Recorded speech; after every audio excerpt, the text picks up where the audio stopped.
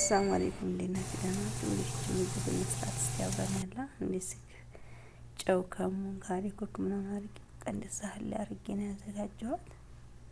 ከዛ እናንተ የሚጠበቅባችሁ ቪዲዮውን አይታችሁ ላይክ ማድረግ ብቻ ማለት ነው።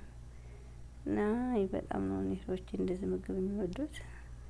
እንግዲህ እንደምታዩት የተፈጨ ስጋ ነው በዚህ መልኩ ተዘጋጅቷል ማለት ነው። አይ ዘይት ነው መጠቅለላ ታስጠላኛለች የተከብደኛለች ማለት ነው። ግን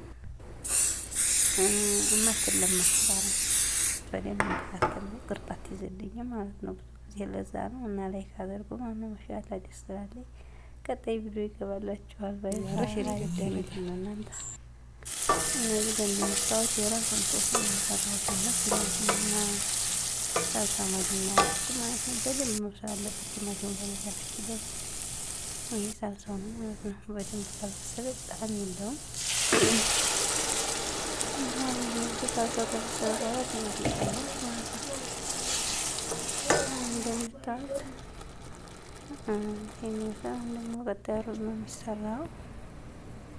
ሩዝ ሰራ ደግሞ ሼር እያጠቀማለሁ እኔ ማለት ነው።